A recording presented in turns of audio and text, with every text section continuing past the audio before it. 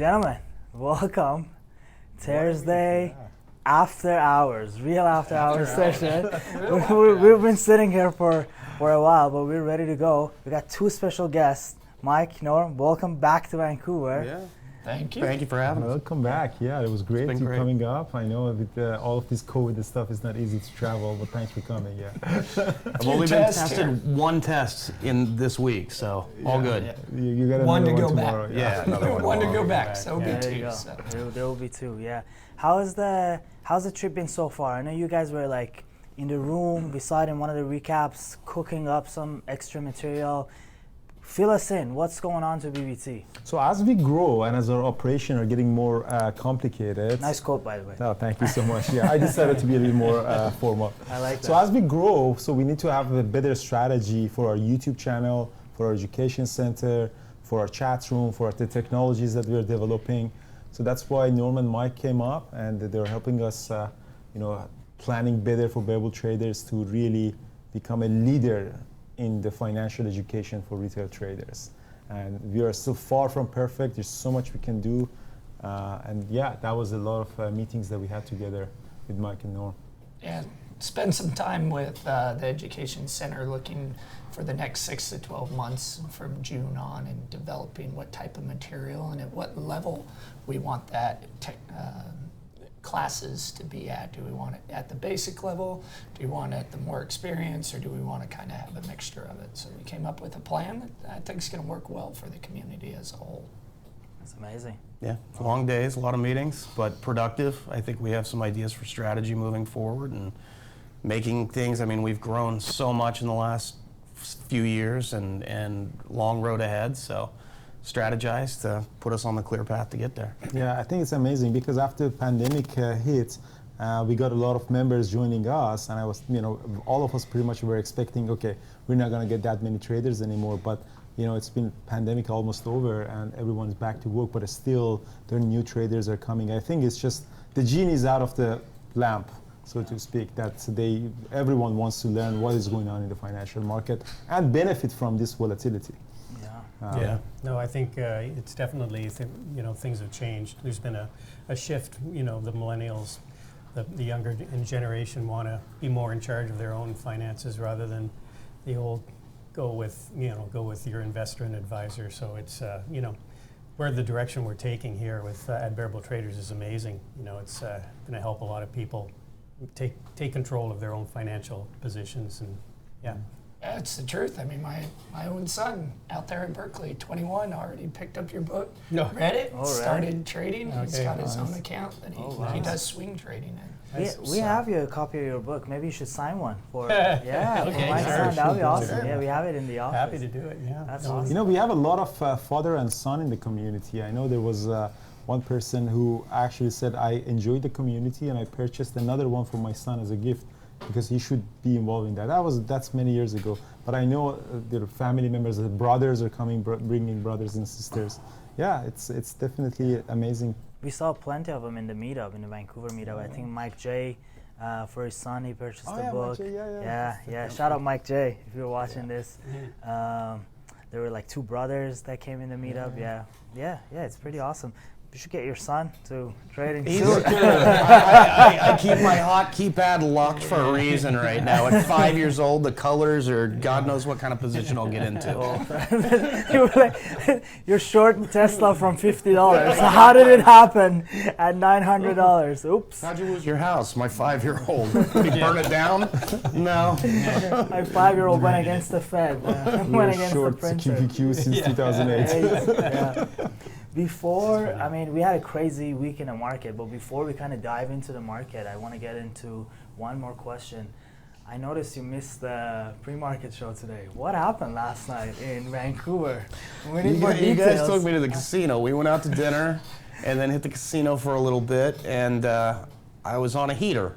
So it was the best hour of maybe not money-wise, but overall win percentage-wise of blackjack for me in a while, and then ended on a high note of splitting a bet and then doubling both and winning all of it. So it was a nice evening. It was amazing. It was fun. It was fun. I was there because everyone were shouting, and then the boss Pete of the casino came in, see what's happening. Yeah, it was pretty awesome. Who's emptying the casino? Exactly. Yeah. And you know, Brian was there.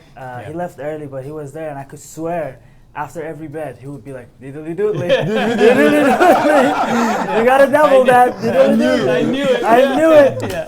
I knew it. Yeah. I had the double diddly doodly on that. Yeah, that was a That's a diddly good one. doodly for sure. That's a good one. Yeah. Did you guys trade this week? I know, like, traveling, was it hard? I did a little bit on Monday, but I took it real slow because I had been out the previous week on vacation, so I'm kind of, you know, and we get that question all the time from members, whether they take some time off or they maybe have a bad streak and take a little time off from that or vacation. You know, always when you get back into it, start slow, ease back in. Exactly.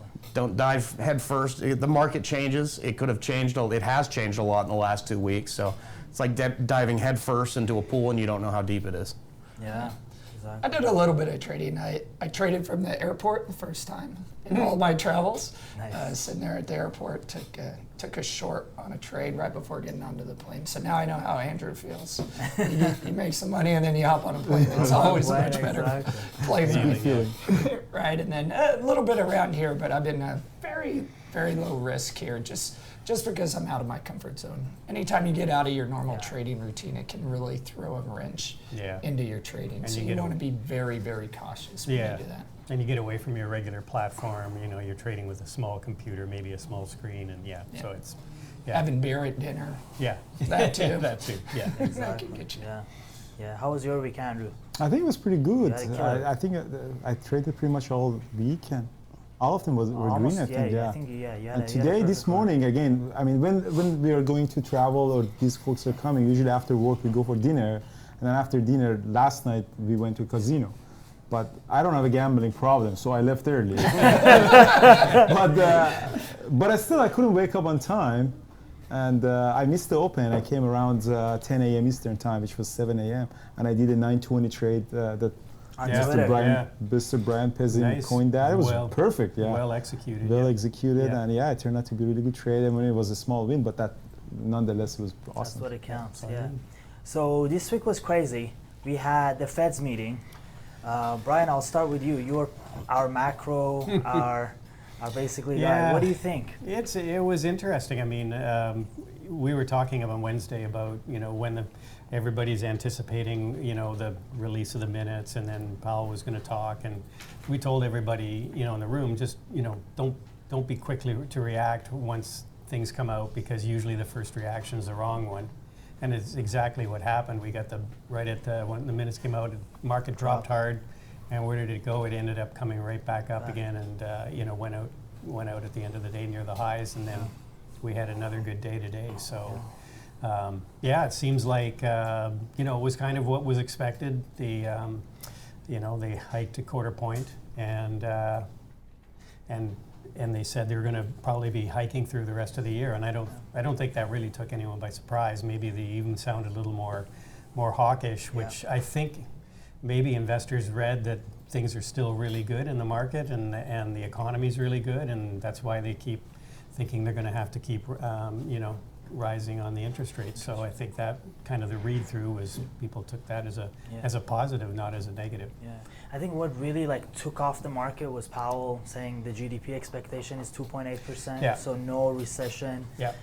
Mike and Norm, you guys just travel from US. How is the US consumer sentiment? How, like, is there a lot of money still being spent? It's hard to say. I mean, you know, where I'm from, and I'm from oil country, Texas, and I mean, even there, oil prices shooting up, people talking about it everywhere, complaining about it everywhere. I think it's going to take a little bit of time to kind of filter out and see how it is. It's kind of at the same time, a lot of people are going out back to work. My wife, today was her first day back to work after they sent them home for 2 weeks.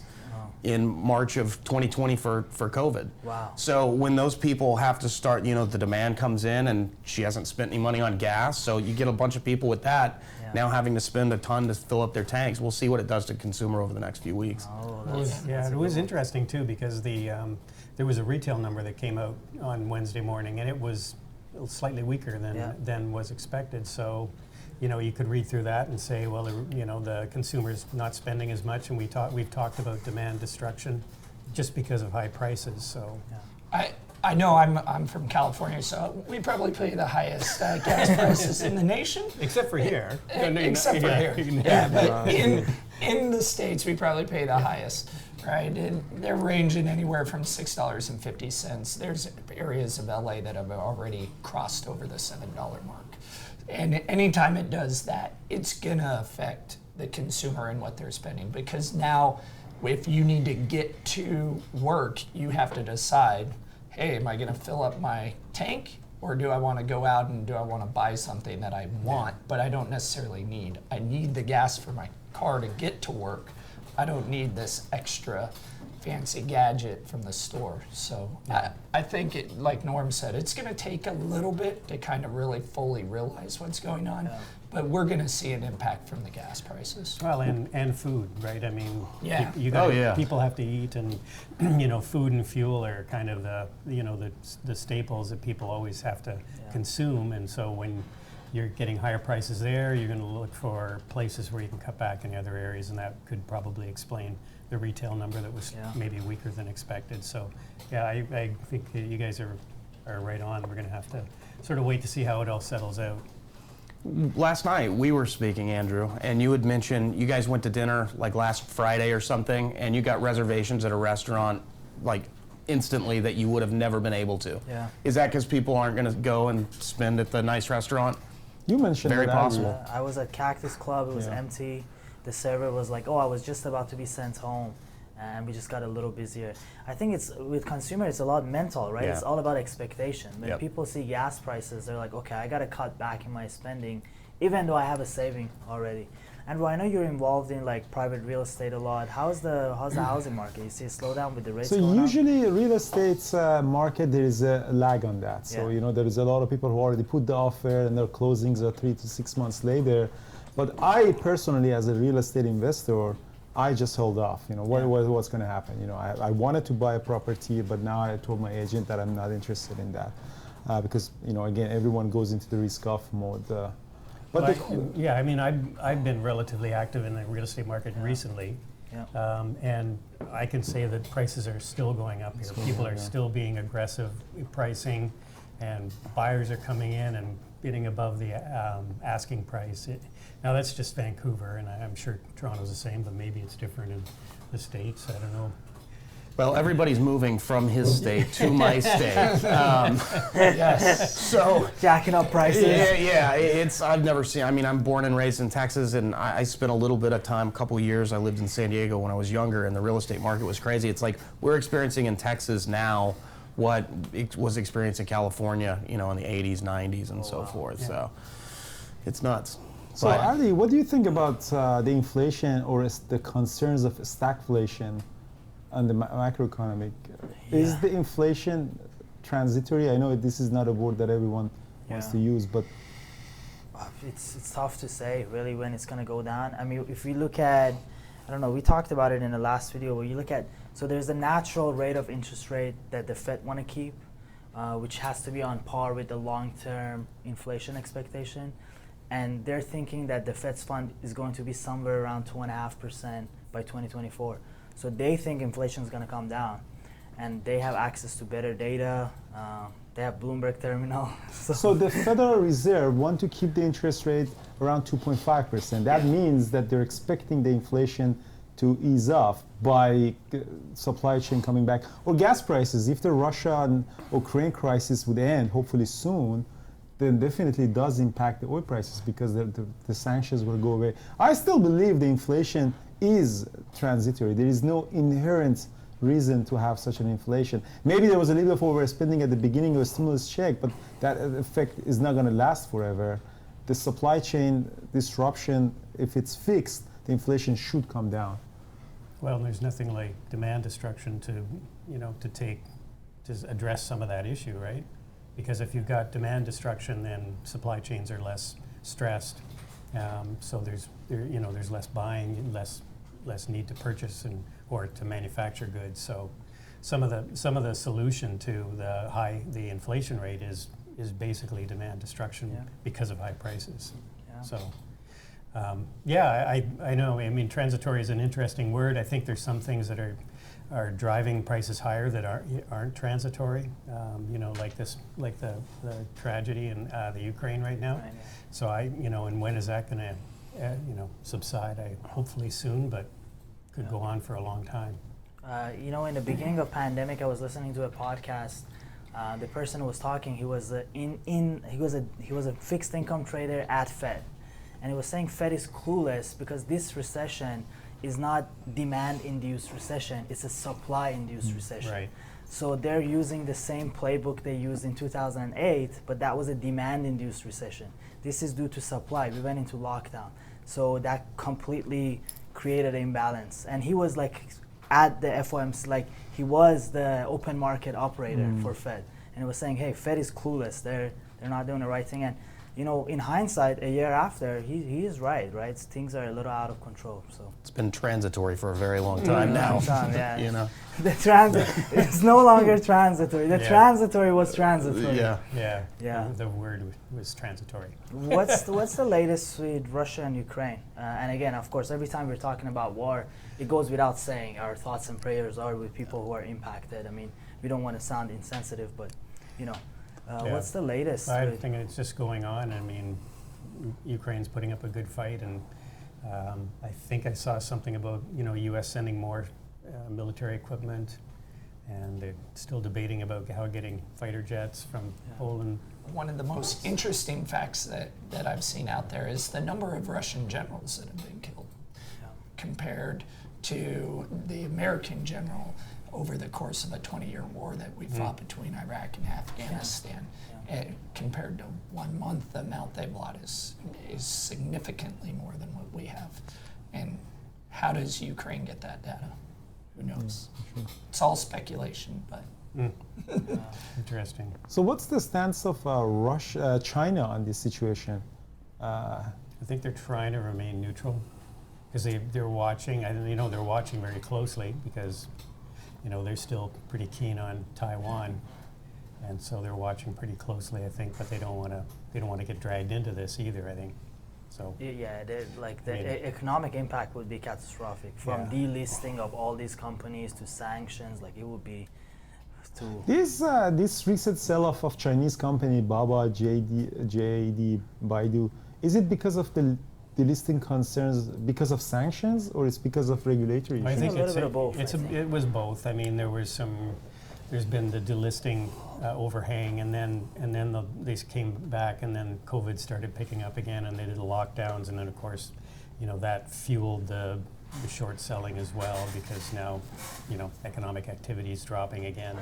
So I think it was a combination of things, but it really got oversold, and what we saw in the last 2 days has been a huge short squeeze. Yeah. Oh yeah. Yeah, and it just massive. You could tell there were a lot of people were short those shares, and that's what caused that massive move up yesterday. Yeah, and you killed that with trading. You traded Yang Yeah, is the 3x. I traded Yang before, and I traded it at the open yesterday, but then I got out of it, and it was a good thing it did because it just got smacked down. Yeah.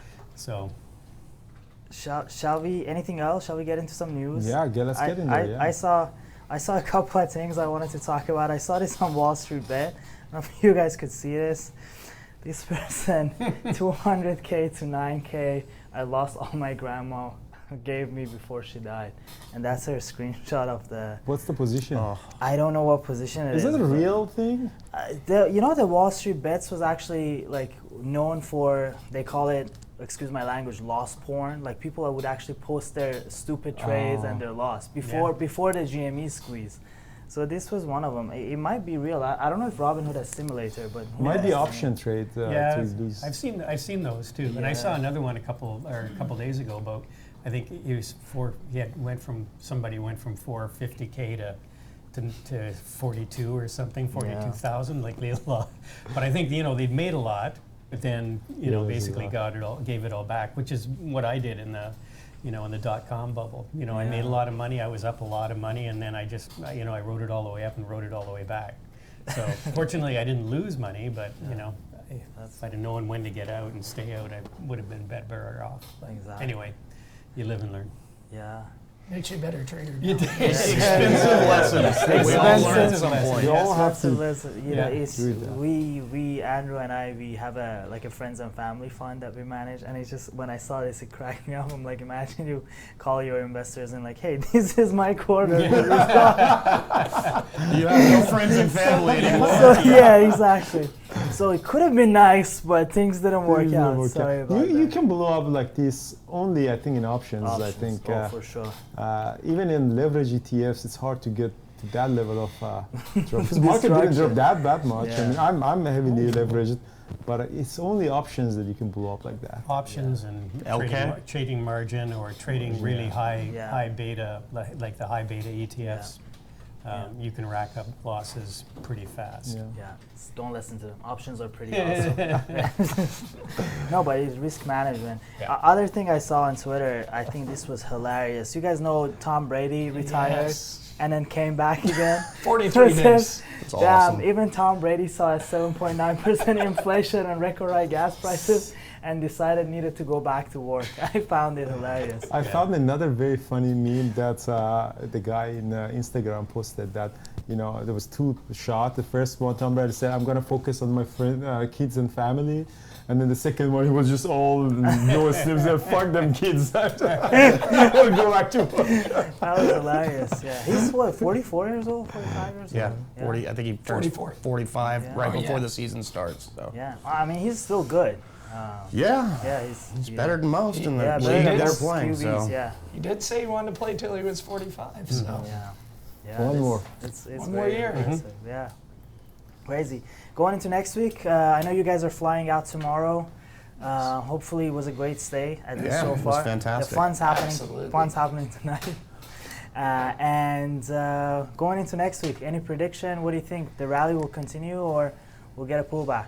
That's $1 billion question, Brian. Yeah, I think you know, we really, if you look at the charts, I mean, we did put in, it was almost like a triple bottom. We put in a big bottom in February, kind of came back up, tested it, and we bounced a little, tested it again, and now we're kind of bouncing back up. So I think, you know, bottoms have been put in. Yeah. We do seem to be breaking trend back up to the upside, so, you know, maybe we just painfully grind higher again. But, you know, there's a whole lot of resistance, you know, that we're going to encounter on the way back up. Yeah. So you think of all those people that have bought at higher levels, looking to be made whole essentially and Yeah. get back out again. So, yeah, I kind of feel like it's still going to stay volatile, and you know, the trend seems to be breaking back to the upside overall. Yeah. That's the question, Mike. What do you think, Norm? What do you guys I think? mean, he's spot on with his analysis there. My only thing on this and a swing trade or anything currently is Putin going to do something crazy over the weekend? Yeah. And that takes everything off the, off you know. table. All your levels. Yeah, all your, everything's yeah. done. That's all kind of meaningless at Yeah. that point. So we'll see. you definitely have to take that into account when you're thinking about holding overnight or over a weekend, because things can change just like that. Yeah. One decision, and it doesn't even necessarily have to be Putin, right? It can just be It could be a pilot. mistake. It can be a mistake. Somebody hits the wrong button. Somebody plugs in the wrong number because you're sleep deprived. Yeah. The missile goes the wrong place, hits the wrong country, and all of a sudden you're waking up and it's a completely different perspective. And the market's gonna react to that, and you're gonna have to be able. So if you're looking at anything swing, you have to calculate that into your risk assessment. Oh yeah, it's tough. Yeah. Yeah. You got anything overnight or no? Overnight tonight, I'm in some of the materials trades again. Like I said in my swing trade, I've got FCX and X. They all had all the materials stocks. We were talking about this today. All the material stocks had amazing run today. Alcoa, AA. And that's kind of a hedge against the war as well. If Yeah. anything crazy, they usually go up. Yeah, That's- yeah. FCX, copper, X, steel.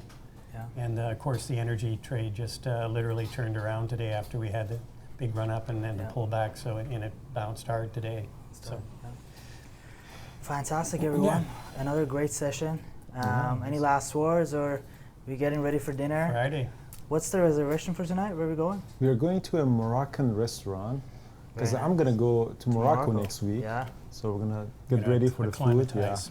climatize. Yeah. Climatized with some kebab. Digestion system needs to be Yeah. climatized. Yeah. Oh, that's hilarious. Awesome. Can't wait. Well, thank you so Looking much, forward to everyone. it. Yeah, Norm. it's been a great week. Yeah, Been a great yeah. week. Absolutely. Good Hope to you see guys you had guys. fun. We were a good host.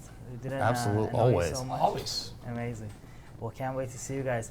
Thank you so much. Don't forget to subscribe, so you can get notified next time we do it. Next week, we're going to have Thor in the channel, talk about his weight loss journey, as well as his awesome trading. That goes without saying. So can't wait. Have a safe flight en route to Morocco. And that is it.